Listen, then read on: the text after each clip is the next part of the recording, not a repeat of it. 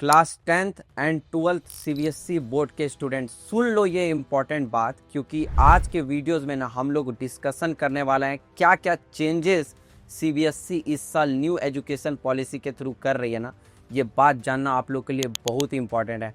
ये भी बात आप लोग के लिए जानना इंपॉर्टेंट है, क्या आप लोग को ये पता है कि इस साल 2 बार एग्ज़ाम देने का आप लोग को अलाउ किया गया है। अगर आप लोग इस चैनल पे न्यू है ना तो इस चैनल को आप लोग सब्सक्राइब करके इसलिए रख ले क्योंकि इस चैनल पे आप लोग को आफ्टर 12th मिलेगा कॉलेज रिव्यू, कॉलेज पॉडकास्ट, कौन से कॉलेज में एडमिशन लेना है, क्या कन्फ्यूज़न में है, लाइफ में क्या करना है, कितना स्ट्रेस लेवल है आप लोग का, ये सारे चीज़ों के ऊपर में ना आप लोग को इस चैनल पे आप लोग को वीडियोस मिलने वाला है इन डेप्थ। तो प्लीज़ आप लोग सब्सक्राइब करके रख ले।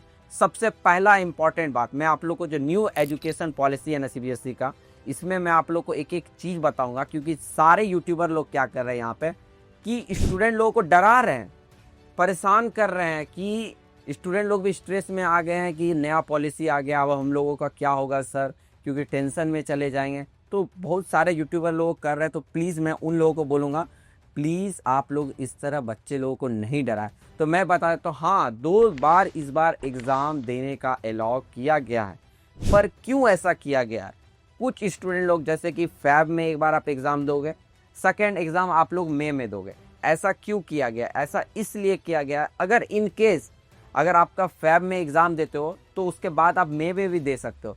अगर इन केस मान लो कि आपका मार्क्स कम आता है, सपोज दैट, तो आप इम्प्रूवमेंट के लिए एग्ज़ाम दे सकते हो। अगर इन केस आपका किसी एक कोर्स इस एक पर्टिकुलर सब्जेक्ट में फेल कर जाते हो तो फिर आप लोग सेकेंड ऑप्शन देख सकते हो। तो इस पॉइंट से दिया कि बच्चे लोग स्ट्रेस कम लें, आपके पास में सेकेंड ऑप्शन अवेलेबल है। बट मेरा पर्सनल रिकमेंडेशन रहेगा कि आप लोगों को फोकस करना है अपने फर्स्ट प्रायोरिटी पे, फैब वाले एग्ज़ाम पे।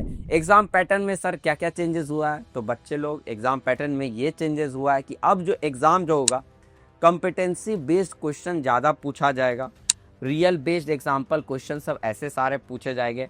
तो ऐसा नहीं है कि सिर्फ आप लोग रट्टू मार रहे हो, बहुत सारे स्टूडेंट लोग होते हैं रट्टा मार रहे, तो ऐसा नहीं है बाबू। तो रट्टा मार के नहीं जाना है, थोड़ा सा आप लोग को लॉजिकली भी सोच के पढ़ के जाना है। एमसीक्यू जैसे रिलेटेड आप लोग को पूछा जाएगा अच्छा खासा, उस पर ध्यान देना है।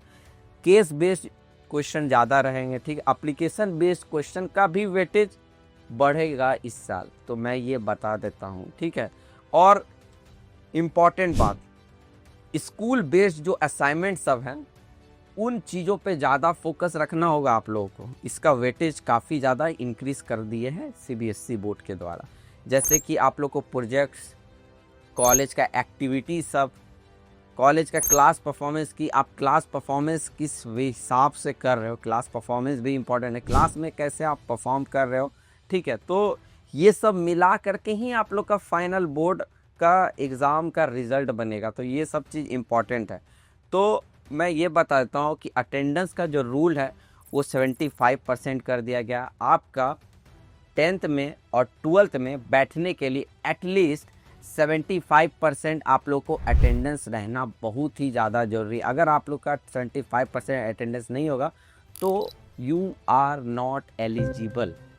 सबसे इम्पॉर्टेंट बात कि न्यू एजुकेशन पॉलिसी के द्वारा बच्चे लोगों को इसलिए ऐसा बनाया गया कि आप लोगों को स्ट्रेस नहीं लेना पड़े, स्टूडेंट के पास एक सेकेंड ऑप्शन रहे, सेकेंड चांस रहे, सिंगल हाई प्रेशर पूरा एक सिस्टम पे नहीं दिया जाए।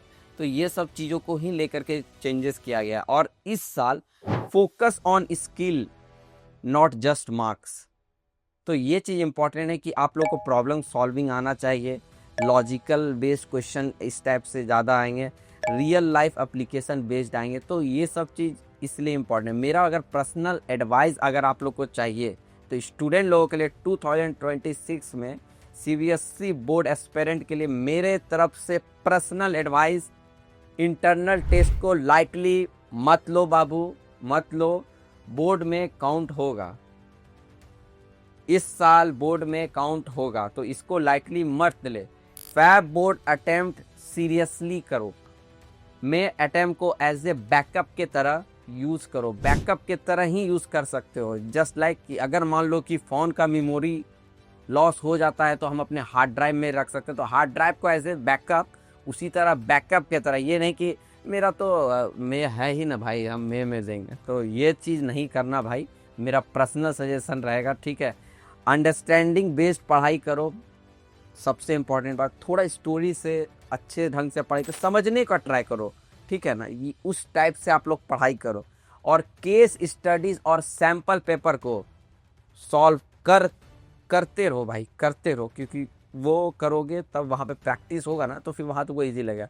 और सबसे इम्पॉर्टेंट बात, स्ट्रेस नहीं लेना है। बहुत सारे लोग ये बोल रहे होंगे कि सर हार्ड पेपर सीबीएसई हर साल हार्ड हो रहा है, तो मैं ये बता देना चाहता हूँ मेरे व्यूअर्स के लिए, हर साल सीबीएसई ईजी कर रही है। अगर आप देखोगे पूरा इंडिया, बहुत अच्छे अच्छे पॉडकास्टर सब ये भी बोल चुके हैं कि सबसे ईजीएस्ट एग्ज़ाम किसी कोई कंडक्ट करवाती है तो वो सीबीएसई ही है। तो आप लोग समझ सकते हैं, टेंशन लेने की बात नहीं, बिंदास एग्ज़ाम में जाओ और एग्ज़ाम दो बिना सोचे समझे, और स्ट्रेस कम लो। और ये टाइम में मैं समझ रहा हूँ कि थोड़ा सा स्ट्रेस वाला माहौल रहता है, पर इतना स्ट्रेस लेने का नहीं, स्ट्रेस दूसरों को दो, अपने स्ट्रेस मत लो। और इस चैनल को आप लोग इसलिए सब्सक्राइब करके रख ले क्योंकि आफ्टर 12th, मैंने स्टार्टिंग में बोल दिया, आप लोगों को बहुत ही मैं हेल्प करने वाला हूँ। जो भी कॉलेज चाहिए तो सचिन सर आप लोगों के लिए ऑलवेज अवेलेबल है।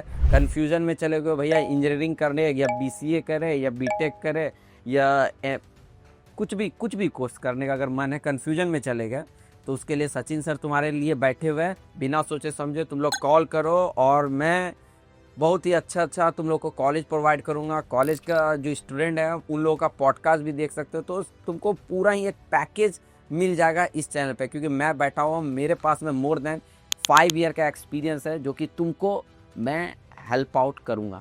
Thank you for watching this video and please subscribe.